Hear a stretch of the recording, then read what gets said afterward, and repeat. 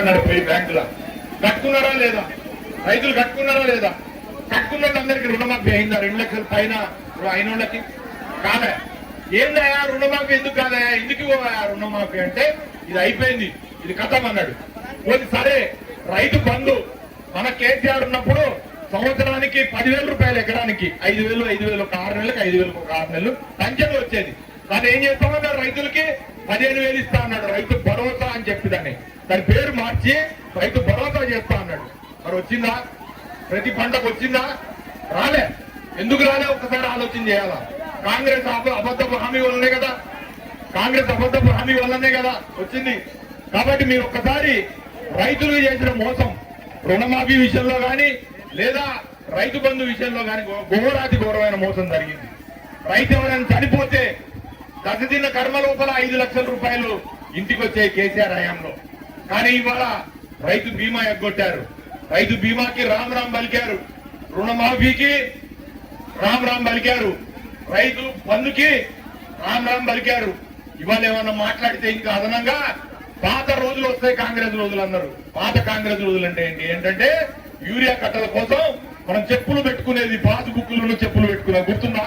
ఎప్పుడు తెలంగాణ రాకముందు పాత కాంగ్రెస్ టైంలో సొసైటీ ఆఫీస్ ముందు పొద్దున్నే పోయి చెప్పులు పెట్టి వచ్చేది లేదా పాస్బుక్లు పెట్టి వచ్చేది. మళ్ళీ ఇప్పుడు యూరియా కట్ట కోసం అని చెప్పి మళ్ళీ అదే పరిస్థితి వచ్చిందా లేదా తెలంగాణలో రైతాంగానికి అని చెప్పి అడుగుతాను. ఏంది నువ్వు చేసేది? నువ్వు ఇప్పుడు మిగతా ఎరువులు మిగతా పిండి పండించిన ప్రతి పంటకి క్వింటాల్కి 500 రూపాయలు బోనస్ ఇస్తామన్నారు. దాని ఊసు లేదు. బోనస్ వచ్చిందా రైతులకి? చెప్పాలా? రానోళ్ళు చేతులు ఎత్తండి. మీరు ఎంత పండించారుగా? మీరు పత్తి పండించారు, లేకపోతే వరి పండించారు, మిర్చి పండించారు, లేకపోతే ఏది పండించారు? రైతులకి బోనస్ లేదు. అన్నిటికీ కూడా వాళ్ళు చెప్పింది ఏంటంటే అంటే వాగ్దానాలు మాత్రం 1,15,00,000 ఉన్నాయి, కానీ చూపించింది మాత్రం శూన్య హస్తం. మనం ఆ రోజు ఇది చూసి హస్తం అంటే అభయ హస్తం అనుకుంటే అది నెత్తిన పెట్టుకుంటే భస్మాసుర హస్తం అయింది. ఇవాళ అడుగుదామని అంటే అడగటానికి ఎవరు సమాధానం చెప్పేవాడు లేడు. ఏమన్నంటే కుయి కుయి కుయి అని అటు నుంచి అంటే కుయి కుయి కుయి ఇటు నుంచి ఇక నీళ్లు కూడా అంతే కుయి కుయి కుయి అని అడ్డే పోతున్నాయి. వాటిని ఎదురెక్కి తీసుకొద్దాం అంటే వాటికి కూడా రాబుద్ది కాదు. అవి కూడా కుయి కుయి కుయి అని అడ్డే పోతుంది. ఏం చెప్పాలా? ఎవరికి చెప్పుకోవాలా బాధలు? దళిత బంధు 10 లక్షల రూపాయలు చేతనైన వాళ్ళకు 10 మందికే ఇచ్చినాం, 20 మందికో 30 మందికే ఇచ్చినాం. మేము వస్తే 12 లక్షలు ఇస్తామన్నారు. ఇచ్చిరా? విద్యార్థులకి డిగ్రీ చేసిన వాడికి 50,000, పీజీ చేసిన వాడికి 1,00,000 రూపాయలు, ఇంకా పైన 5 లక్షల రూపాయలు ఇస్తామన్నారు. ఇచ్చారా? మన నిరుద్యోగ యువతకి గవర్నమెంట్ లోకి వచ్చిన సంవత్సరం రోజుల్లోనే 2 లక్షల ఉద్యోగాలు ఇస్తామన్నారు. ఇచ్చారా? రాలే. ఏమి లేవు. ఒట్టి మాటలు చెప్పారు, కళ్ళపల్లి కబుర్లు చెప్పారు. ఇవాళ ఏమన్నా మాట్లాడితే సన్న బియ్యం ఇస్తున్నాం, సన్న బియ్యం. ఇంకా సన్న బియ్యం తినలే. ఇంతకుముందు మీరు ఎప్పుడు ఎవరు తినలే. ఇక అంతకుముందు ఎప్పుడు కూడా తెలంగాణలో ప్రజలు సన్న బియ్యమే తినలే. లేదు వీళ్ళు వచ్చి కాంగ్రెస్ వాళ్ళు వచ్చి సన్న బియ్యం తింటాం నేర్పిర్రంట మనకు. ఇప్పుడేమి ఎన్నికలు లేవు. మిమ్మల్ని నేను ఓట్లు వేయమనో లేకపోతే ఓట్లు వచ్చినాయనో ఫలానా ఆయన గెలిపించండి అనో ఫలానా ఆయన ఓడించండి అని చెప్పడానికి రాలే. కానీ ఏం జరిగింది? ప్రజల పక్షాన అడగాలి కదా. మరి ప్రజల పక్షాన అడగాలంటే ఎవరు అడగాల? ఎవరైనా మీలాంటి వాళ్ళు లేదు అడుగుతారా? ఓ మంత్రిని ధైర్యం చేసి ఏమైనా నువ్వు ఊర్లోకి వచ్చి వస్తున్నావు, ఇటు రా, ఏమైంది, వచ్చి మా రుణమాఫీ ఏమైంది చెప్పు, మాకేమైంది రైతు బంధు చెప్పు, లేదా మా కళ్యాణ లక్ష్యం ఏమైంది చెప్పు, లేదా మా కులమ్మ గారు ఏమైంది చెప్పు. నువ్వు అడగలేవు. మళ్ళీ నీ పక్షాన నేను ఉన్నా లేకపోయినా పదవిలో మీ గొడవై అడగాల్సింది మళ్ళీ అజయన్నే కాబట్టి అడుగుతున్నాడని ఈ సందర్భంగా తెలియజేస్తాను. విలువైన ఓట్లని మరి ఏ రకంగా కొల్లగొట్టి దోచుకొని ఆ రోజు నా మీద చెయ్యని అనేక ఆరోపణలని అబద్ధాలని ప్రచారం చేసి అజయన్నని మరి ప్రజలకు దూరం చేయడం కోసం చేసిన అనేక కుట్రలు లేదా కుతంత్రాల్లో 3 మంది మరి వీళ్ళ యొక్క అన్నయ్య వీళ్ళందరూ కూడా ఆ రోజున ప్రచారాలు చేశారు. ఇవాళ 3 సంవత్సరాలు అయింది. అజయన్న తప్పు చేస్తే నువ్వు అధికారంలోనే ఉన్నావు కదా, ఈ లోపల నువ్వు తేల్చొచ్చు కదా. అధికారంలో ఉన్నావు కదా, 3 ఏళ్ళు అయింది నువ్వు అధికారంలో ఉండి. అజయన్న ఏ తప్పు చేయలే. మీరు చేసిన శుష్క వాగ్దానాలు లేదా దొంగ ప్రచారాల వల్లే నేను ఓడిపోయిన తప్పితే నా ప్రజల మీద నాకు నమ్మకం ఉంది. వాళ్ళు ఆ రోజున కొంత మోసపోయి ఆశపడ్డారు. దానివల్ల నేను ఓడిపోయాను నాకు తెలుసు. లేకపోతే ప్రజల గుండెల్లో అజయన్న ఎప్పటికీ ఇప్పటికీ చిరస్థాయి ఉన్నాడు. పెంచడానికి లేదా లేదమ్మా దిద్దడానికి. ఒకసారి ఓటేస్తే 5 ఏళ్ళు మనం దోషపడాల్సిందే.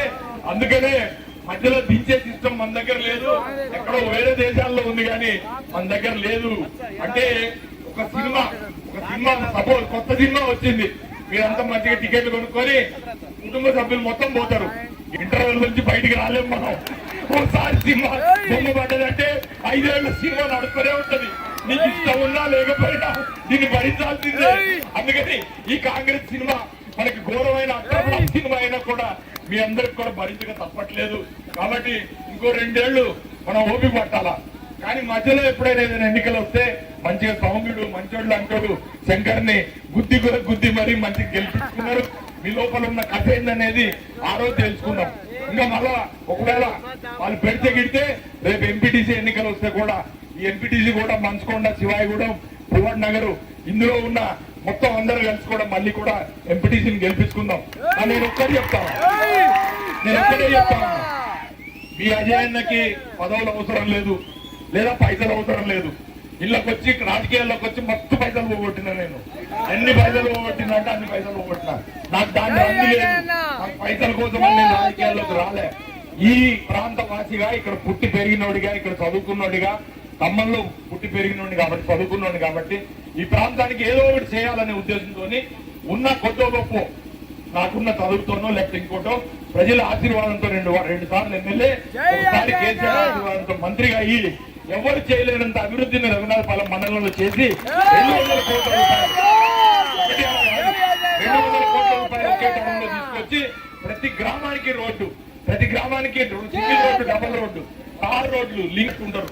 కానీ ఒక్కోసారి మరి పొరపాట్లు జరుగుతాయి. ప్రజలు బ్రహ్మాండమైన ముఖ్యమంత్రిని, బ్రహ్మాండమైన బీఆర్ఎస్ పార్టీని వదిలిపెట్టి ఆ కాంగ్రెస్ పార్టీని నెత్తిన పెట్టుకున్నందుకు ఇవాళ మీరు కాదు తెలంగాణ రాష్ట్రం యావత్తు ప్రజానీకం కూడా ఇబ్బందుల్లో ఉంది. మనం ఇప్పుడు ధరణి చేస్తే అబ్బో ధరణి వల్ల ఎన్ని ఇబ్బందులు ఉన్నాయి. 22A కింద నిషేధంలో భూములు పెట్టి దాదాపు 1 కోటి ఎకరాలని మరి రైతాంగానికి సంబంధించి కానీ నిషేధ భూముల్లో పెట్టి అది తీయాలి అని అంటే పైసలు కావాలి. మీకు తెలుసు కదా, కాంగ్రెస్ లో ఏదైనా సరే కమిషన్ లేనిదే ఏం కాదు. ఆ కమిషన్లు కూడా పైకి పోతున్నాయి. రాకెట్లు పోయినట్టు ఇప్పుడు 30% వచ్చింది. 30% కమిషన్లకు వచ్చేసింది. మరి వీళ్ళ ధనదాహం ఎప్పుడు తగ్గుద్దో ఏందో అర్థమైతే మనకైతే కాటలేదు. పెద్ద నాయకులు నేను చెప్తా ఉన్నా, నేను మీకు మా చరిత్ర అంతా ఇంత కాదు. మేము అప్పటి నుంచి ఎన్టీ రామారావు దగ్గర నుంచి చంద్రబాబు నాయుడుకి దూకినాం, చంద్రబాబు నాయుడు నుంచి కేసీఆర్ కి దూకినాం, కేసీఆర్ నుంచి కాంగ్రెస్ లోకి దూకినాం. నువ్వు దూకింది ఎందుకయా? మంత్రి పదవుల కోసమే కదా. ఇప్పుడేం చేస్తున్నావు? నువ్వు ఉన్న 40 ఏళ్ల రాజకీయ జీవితం ఏదైతే ఉన్నదో నేను ఒకటే అడుగుతా ఉన్నా, తుమ్మల నాగేశ్వరరావు గారు, నీకు వ్యవసాయ శాఖ మంత్రిగా నువ్వు ఇస్తే గుండెల మీద చేసుకొని చెప్పు.